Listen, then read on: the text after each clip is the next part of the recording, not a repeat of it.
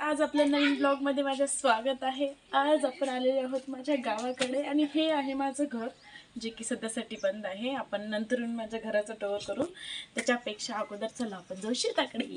चलते चलते जा रहे हैं हम मेरे खेत की तरफ, नॉट नदी। पोहोचलेलो आहोत माझ्या पप्पाच्या शेतामध्ये। ओळखलं का?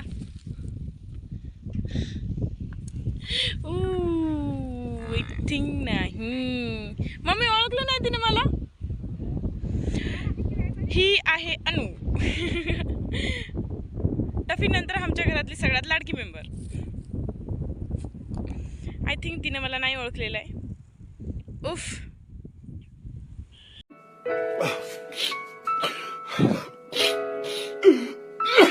कॅन सी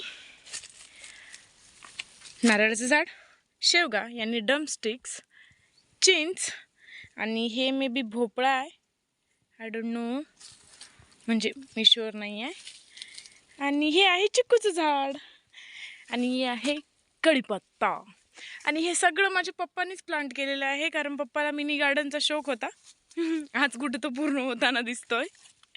आहे हे जांबाचं झाड आणि त्याला लागलेली जांब, जे मी तोडू नाही शकत, कारण जर मी तोडली तर पप्पा मला घराच्या बाहेर बेदखल करतील।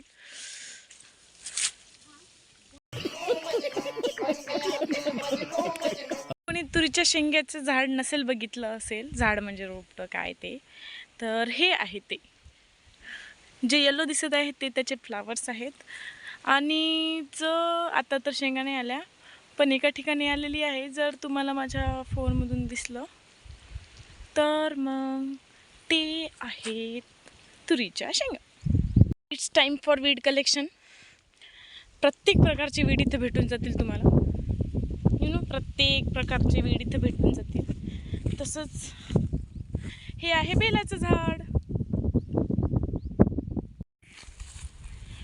हे जे तुम्हाला माझ्या मागचं हे हिरवळ दिसत आहे, ती हिरवळ आहे म्हणजे powder sorghum. Powder sorghum use केलं जातं ॲनिमल्सला फीड करण्यासाठी। टाळक्या, हां, इन शॉर्ट टाळक्या, आपल्याकडे टाळक्या म्हणतात, बट आमच्या ॲग्रिकल्चरमध्ये याला पावडर सोर्गम म्हणलेलं जातं। आणि ती आहे आपली अनु। हा आहे आपला 3 एकरचा पट्टा, ज्याच्यामध्ये 2 झाडं होते, एक होतं बोराचं झाड आणि एक होतं लिंबाचं झाड। बोराचं झाड इथं होतं आणि लिंबाचं झाड तिथं होतं। मम्मी, लिंबाचं झाड कुठे गेलं? का?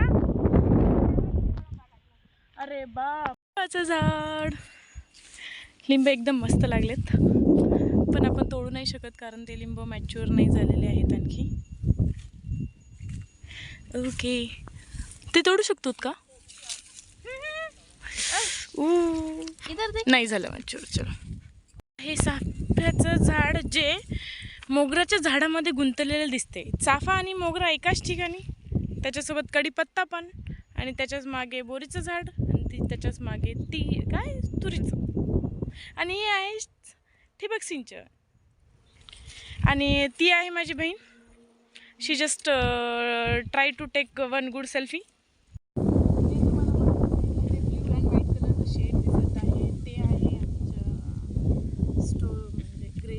ग्रेनच्या स्टोरेजसाठी बनवलेलं एक शेड, आणि जसं की तुम्हाला माझं पूर्ण शेड म्हणजे माझ्या पप्पाचं पूर्ण शेड दिसत असेल। हे पावडर सोर्गम जे पेरलेले दिसते ते फक्त आणि आमच्या अनुसाठी पेरलेलं आहे, कारण उन्हाळ्यामध्ये म्हणजे हिवाळ्यामध्ये जेव्हा पेरणीच्या टाईममध्ये जनावरांसाठी चारा नसतो, आणि जसं की तुम्ही बघू शकतात तर काही ठिकाणी पेरणी सुरू आहे। माझी मम्मी अनुची काळजी करताना, अनु लहान म्हणजे जन्मल्यापासून आमच्या घरात राहिलेली आहे, त्यामुळं तिचा वेगळाच लाड असतो आमच्या घरामध्ये। आपण आलेले आहोत आपल्या गोडाऊनमध्ये।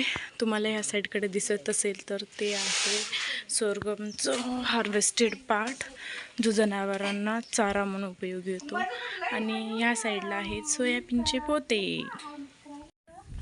हाय, आणि आमच्या बाया सोयाबीन नीट करताना।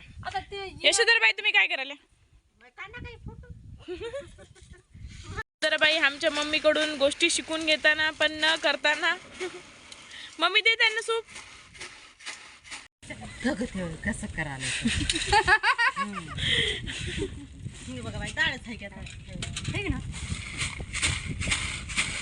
A few minutes later. आपण टूर केलेला आहे माझ्या छोट्याशा शेताचा आणि आता आपण येऊन बसलो फॉडर स्वर्गम म्हणजे आमच्या टाळक्यामध्ये. कारण दुसरीकडे बसायची क्षमता नव्हती आमची. म्हणजे असं म्हणायचं गेलं तर दुसरीकडे चालायचा कंटाळा येत होता. गावठी बोलून दाखव ना. हे बघ तनया, माझ्या अख्ख्या ब्लॉगमध्ये मी माझीच भाषा वापरलेली आहे. मला नाही वापरायची दुसऱ्याची भाषा. आम्ही अस्सल नांदेडकर आहोत, आम्ही नांदेडचीच भाषा वापरणार. आता राहिली होती गोष्ट पप्पाच्या मिनी गार्डनची, जे त्या साईडला आहे.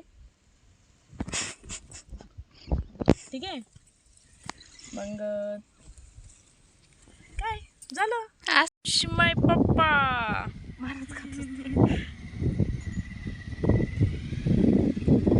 पप्पाच्या लाडक्या फुलांसोबतच आज आपण आपला ब्लॉग इथेच एंड करू, कारण घरी जाण्याची वेळ झालेली आहे. चलो बाय गाईज, टेक केअर.